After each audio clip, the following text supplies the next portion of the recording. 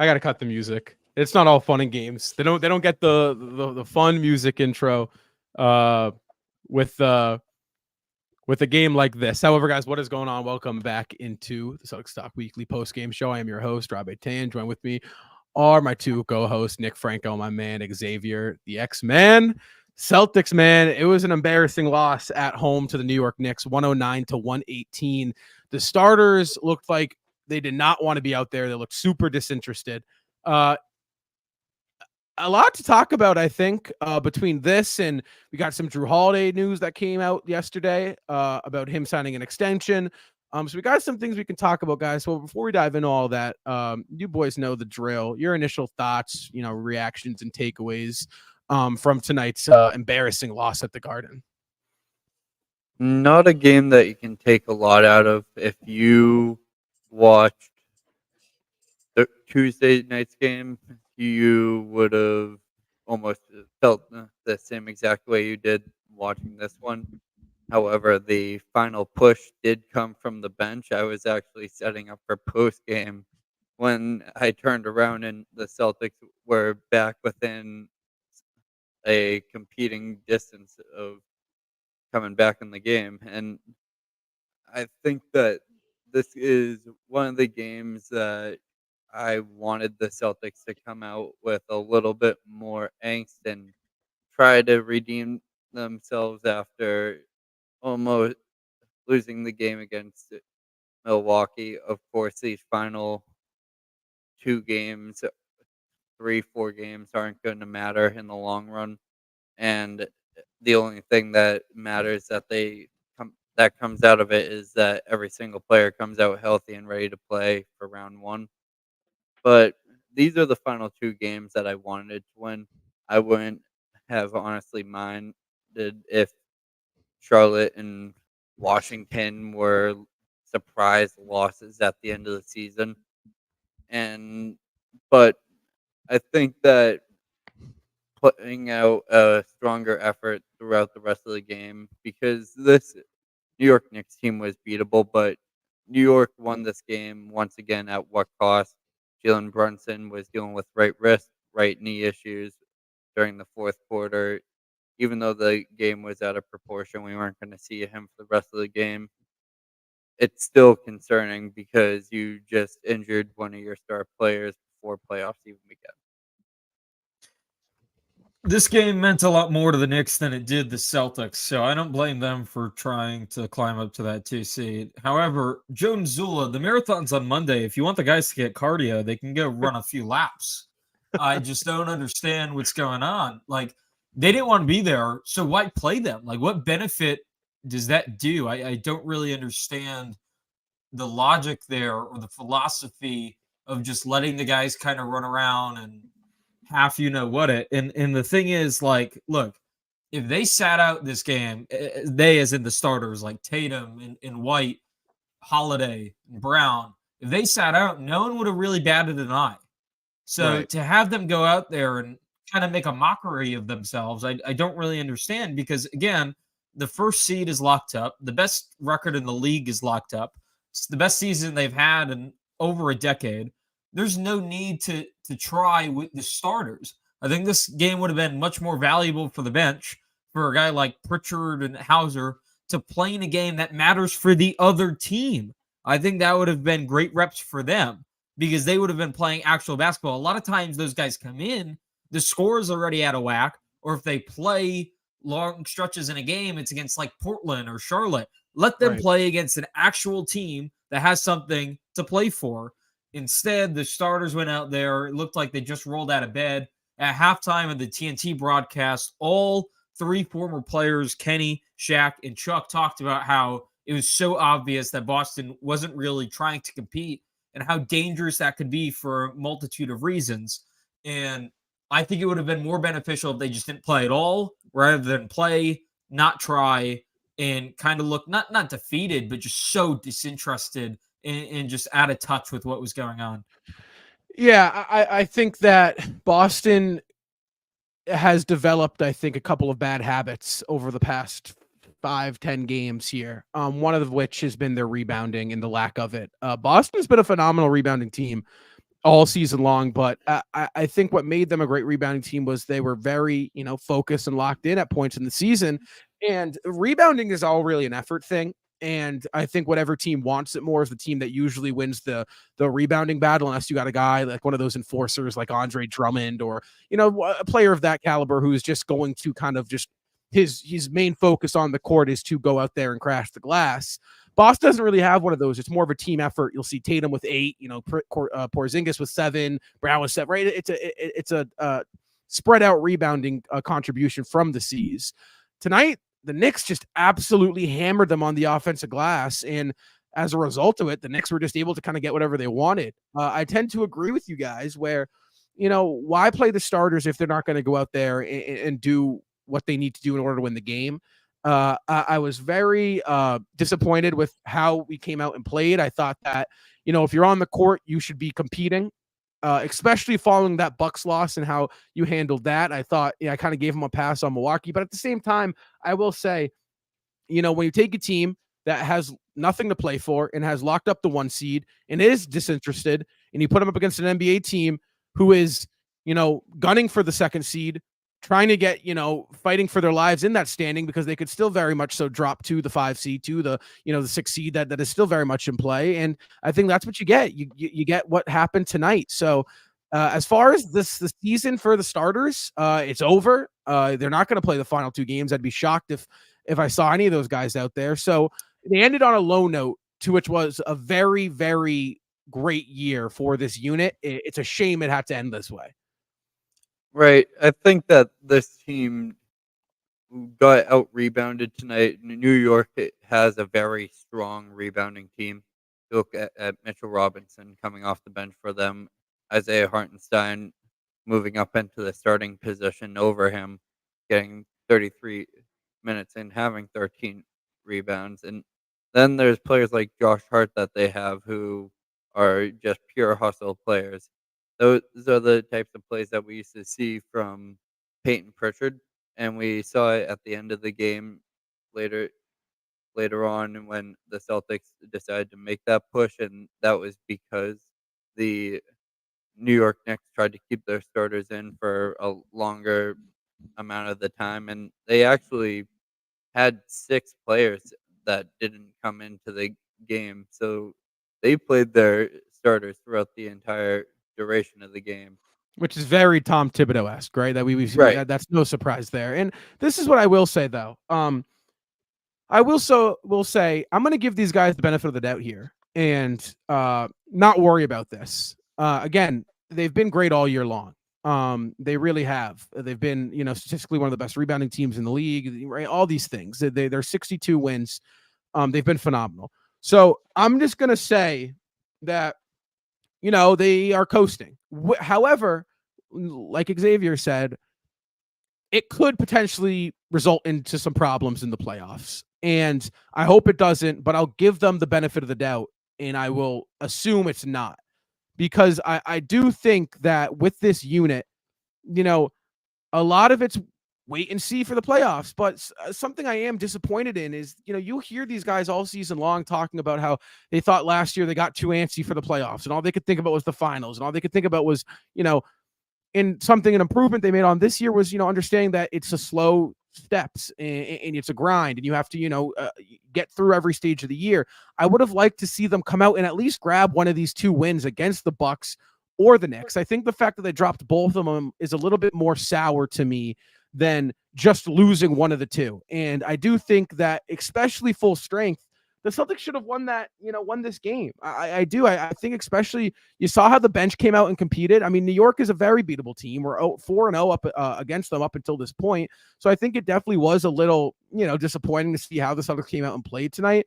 But I don't think it's like I'm worried this is going to affect us in the playoffs, because, you would like to think that they will be engaged in the playoffs. It's just whether or not these bad habits that they may have, picked up within these past 5 games show up in the playoffs, which it could. It's very, very so possible that, you do see those habits kind of that they develop show up. I just don't blame them, is kind of my thing at this point. They're so far ahead of everyone else, and they have been for so much of this season. I guess if they play Denver I would be a little more sour, but it's the Knicks. Like it just doesn't matter at all. Same with Milwaukee. And I think the thing right now is to make sure they're rested for the playoffs. I think I wouldn't be shocked if the starters played a few minutes on Sunday only because it's going to be Gorman's last regular season game. I wouldn't be shocked if they started out of like a respect or something like that. But regardless, they're largely shut down, as Rob said.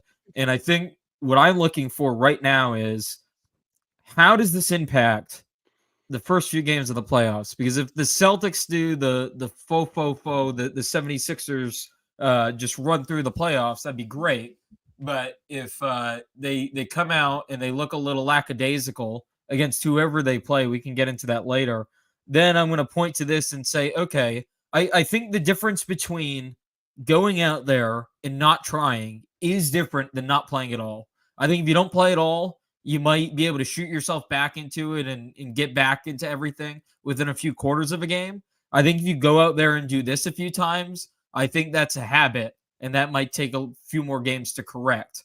And I think it might have been a mistake that they did this. And if you don't believe me, just look at how Tatum was. Tatum's been a phenomenal defender all year long. His palms weren't out on defense. He was gambling on literally everything on the perimeter. He was going for constant steals. It was actually ridiculous to watch at some points. He was just so slow on his closeouts. He was a mess. And again, it doesn't matter because it was so obvious he didn't care. So if he doesn't care, I can't care. You know what I mean? It's kind of that's where I'm at with this team right now. If they don't care, I don't care. We'll Right. see. The season starts in a week and a half. You know what I mean? Should we just stare at the camera for 45 to an hour and just be like, oh, well, we're just getting ready for the playoffs, right? It's kind of like, that's like, and I get it. It's much different, but it's true. Unfortunately, that it's like, it's annoying to say. It's annoying to be those people that are just coasting. I know that's not what people want to hear, but the effort, all the evidence points in that direction. And when a team has 62 wins and is up on second place by 14 games, right. I mean, this is just what happens. It's the NBA. Now, the one thing I will say, and I've talked about this in the past, how do I say this without angering everyone listening to this? The Celtics, in a way, don't deserve this as far as they haven't won anything yet. So I feel like the coasting thing should be reserved for like a Golden State or a Denver or, a team of that caliber. And to me, it's a little more worrisome when you haven't actually done it before and you're kind of in this entitlement phase where you're like, yeah, we can just coast and not really care, and we'll just turn on the switch, especially for a team that this is their first year with the nucleus. However, at the same time, if you don't have anything to play for, how hard can you play? You know what I mean? Right. It's the same issue they have with the All-Star game. It's the same issue that we've seen with preseason in the past. It's just how it is. So I can't fully blame them, because if you don't have anything to play for, how hard can you actually play? And I think something that kind of is a reason for concern for us is you got to look at their track record, man. They don't have the cleanest track record, right? These guys are known for just making lives harder on themselves, and their biggest enemy is themselves. It has been. So I think when, you look at a game like this, you might ask yourself, all right, well, why is it that, not an overreaction, because I think we're being very level with this and where the Celtics are, but, how can you win 62 games and then you see something like this and, think to yourself, oh my God, right? The Celtics could potentially make it's because they have made life harder on themselves. And it's been a consistent theme for the past 5 years with this team, is that every step of the way, they are going to shoot themselves in the foot at some point in the playoffs. So I do think that I've said this, there's a very good chance these guys, come playoff time, are so locked in and so dialed and so focused that they run through the conference, which is still my prediction. But I also do think that you look at the past couple of games and you see, you see some bad habits they're developing. But something I do want to talk about, guys, is Jrue Holiday, because we didn't get a chance to come on air and talk about Jrue Holiday, and I think it's only right that we do so. Some big news dropped yesterday. Jrue Holiday and the Celtics have agreed to terms on a 4-year, $135 million contract extension. Guys, this will have Jrue Holiday tied up in a Celtics uniform until he is 37 years old. I'm guessing for the rest of his career, he will finish in Boston despite a trade or, some unprecedented thing happens. How are you guys feeling about this price that the Celtics signed Jrue Holiday for? I feel think great that about it because Franco, I apologize. There you go. You can take that. Yeah, I think that what they got him for is a fairly reasonable price, especially for Drew Holiday, his caliber.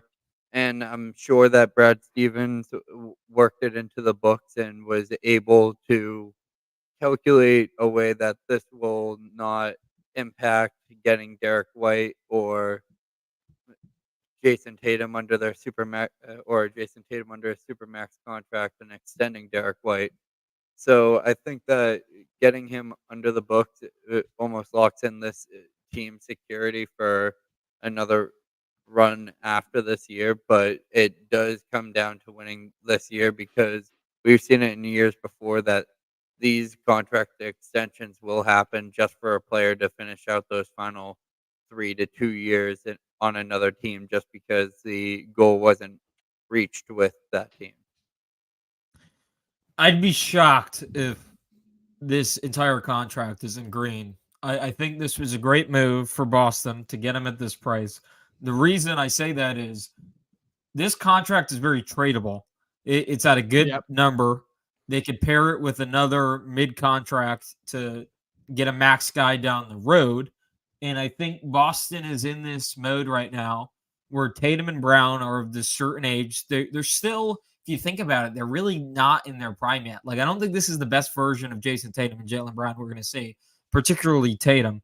And I still think their window, especially how they play, they've at least, like, at the bare minimum, like 6-7 really, really good years left. So you have to forecast that a little bit. And I think what this contract does is in 2 years or so, if Holiday's slowing down a little bit, he's a glue defensive guy at this point in his career, and his offense can explode on the right night, but essentially he's a glorified role player if you really think about it. He's just the best version of it right now in the NBA. But regardless, in a few years, if Holiday is kind of losing his step a little bit, Boston could pair that and maybe like a Pritchard contract or something around that size and go get another guy and replenish, and the wheel kind of just keeps on turning. So I like that they did this.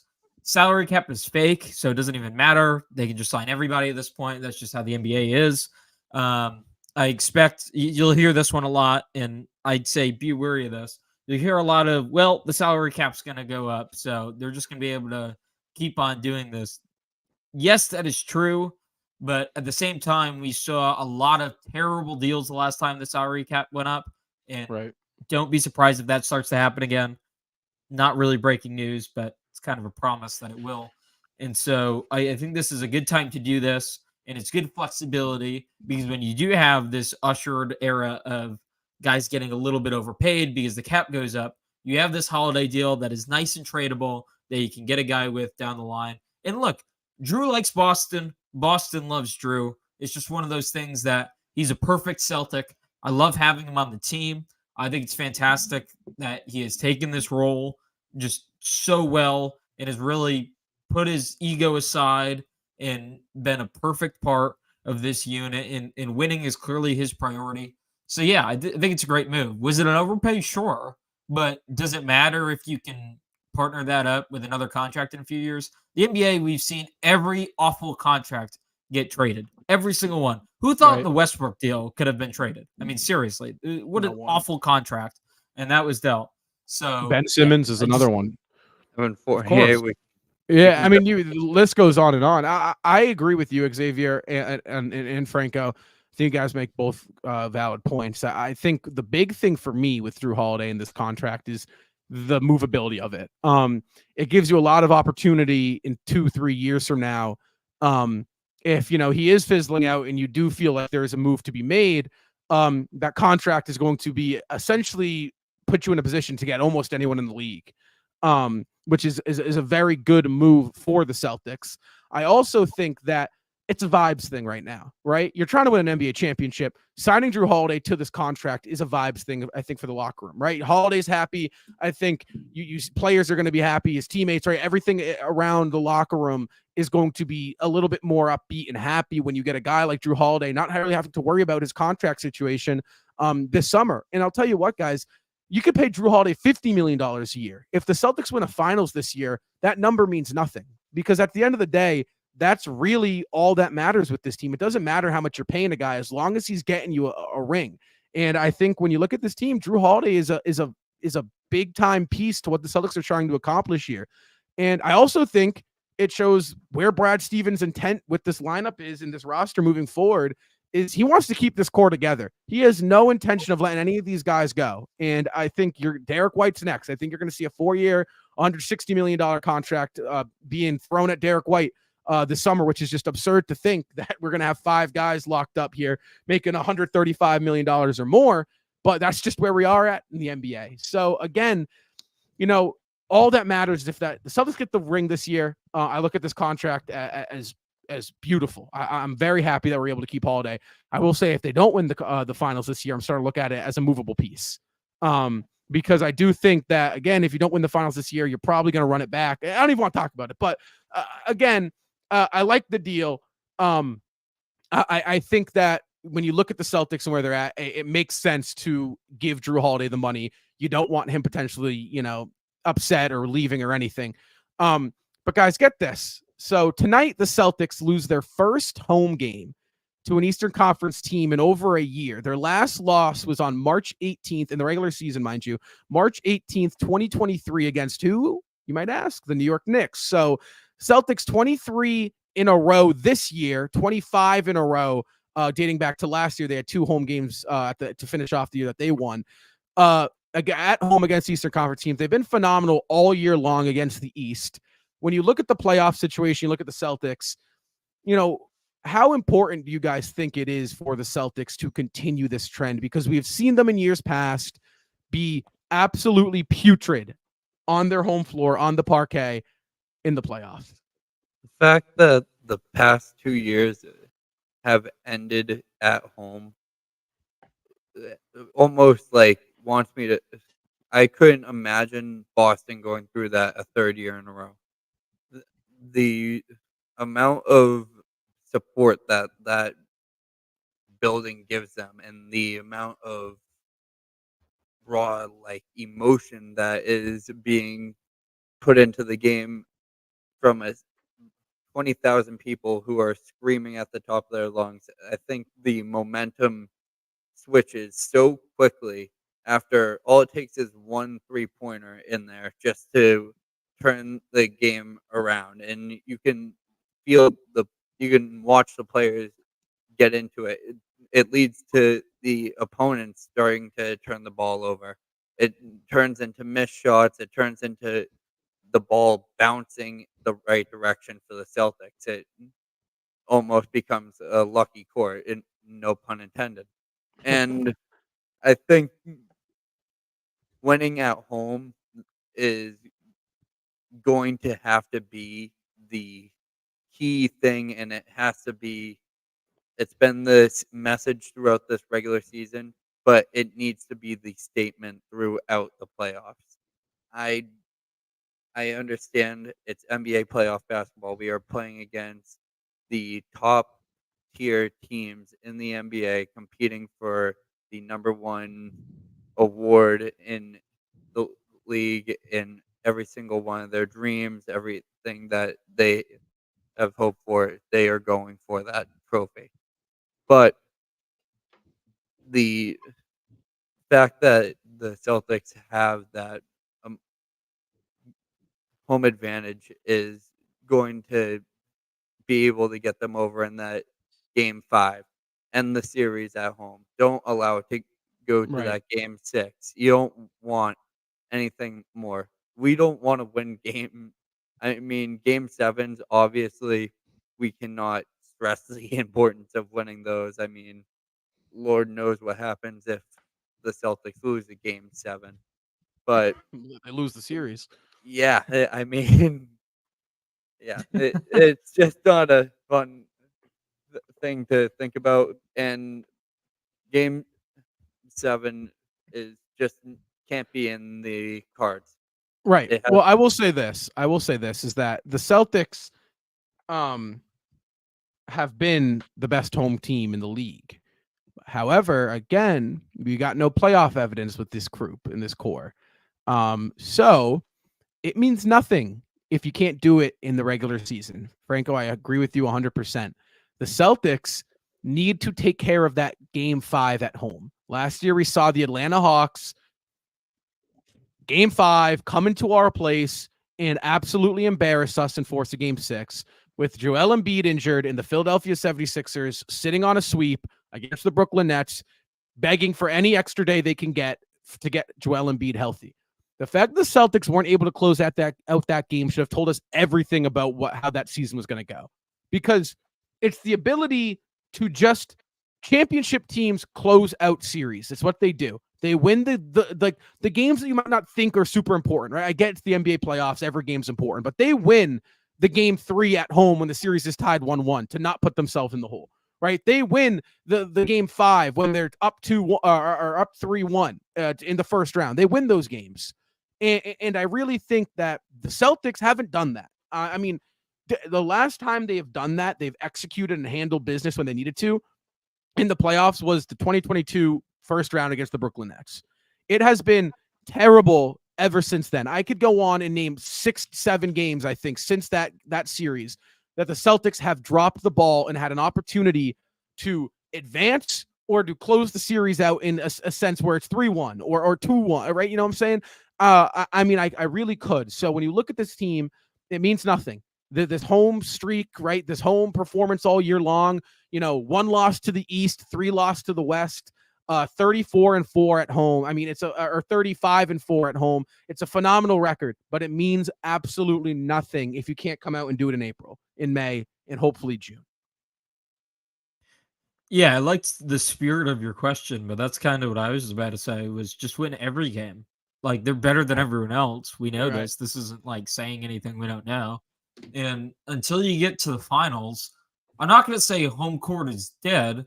I just think it's never mattered less if you look at the last few years of the NBA playoffs and kind of the evidence of that. And I think Boston can make it a thing, and they should make it a thing, and they can just win every game, so it doesn't matter. But at the same time, they just have to beat the teams they're supposed to beat. And we're all in a fuss in Celtics Nation right now of who do you want to play in the first round? Miami or Philly or Indy or whoever, Atlanta or Chicago. It doesn't matter. I'm staring right at the camera. It should not matter. They are so much better than every other team in that realm. I don't care if Joel Embiid is back with 2 legs and 100% healthy. I do not care if Jimmy Butler is doing Hulu ads saying he's this playoff killer. I do not care if Trae Young is shivering on the bench. I don't care. They're so much better than everyone else, and they need to act like it once in a while. That'd be great. And the problem is they know it in their heads. They don't always know it in their hearts because the effort levels are terrible sometimes.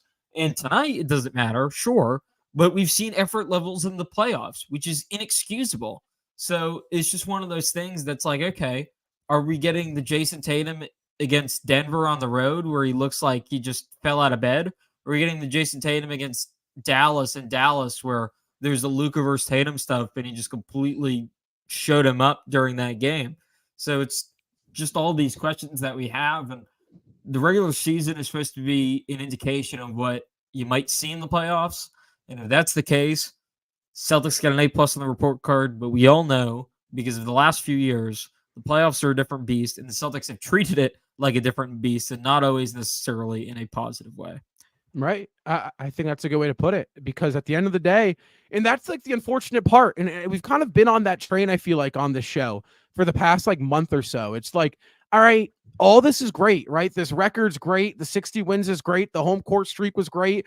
The extension's great, but like, what's going to happen in April? What's going to happen in May? I mean, are these guys going to come out and play like they should? Because like Xavier said, like Franco has said, like I've said, they are so much better than everyone on the field in the East, especially the West. I think there's some teams that are going to give this team a good run for their money if they get to the NBA Finals. I don't think they're going to walk through the finals at all. In no world, I don't think they do that.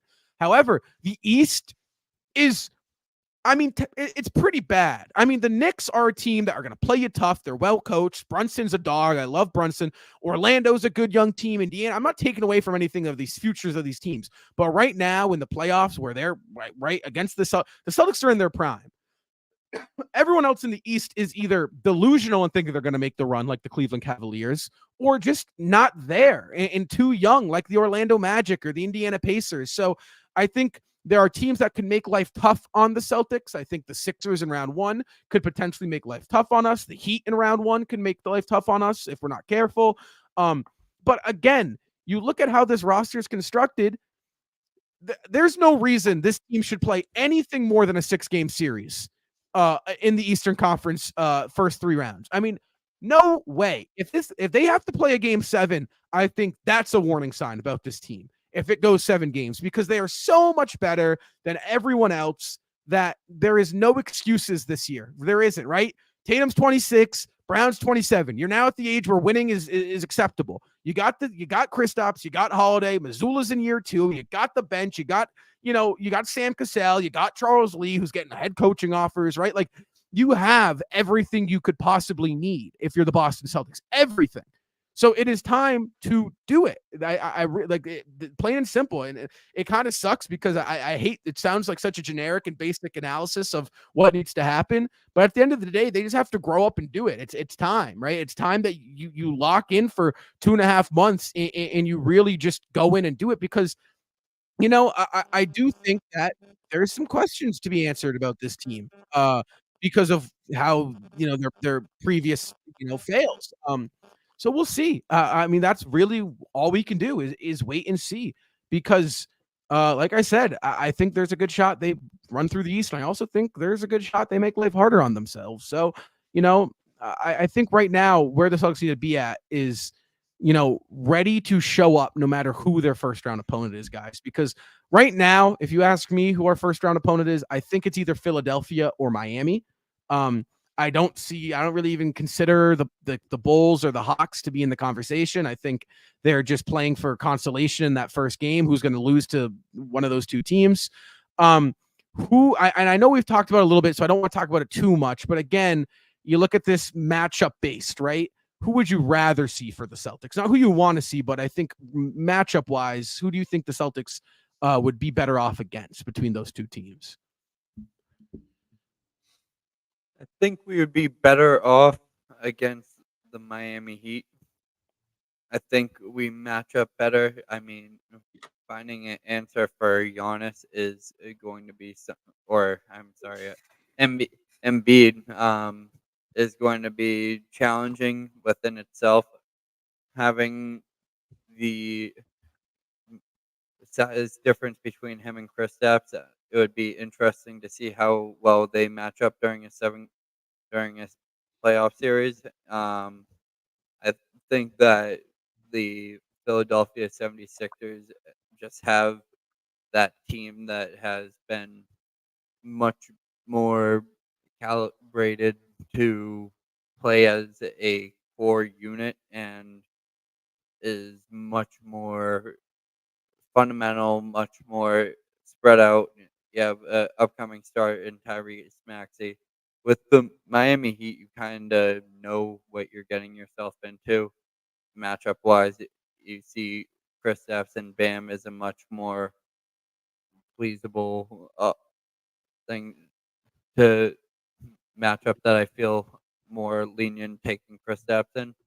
And I think Butler should be matched up with Tatum or Brown, and offensively and defensively, someone should be able to handle that matchup.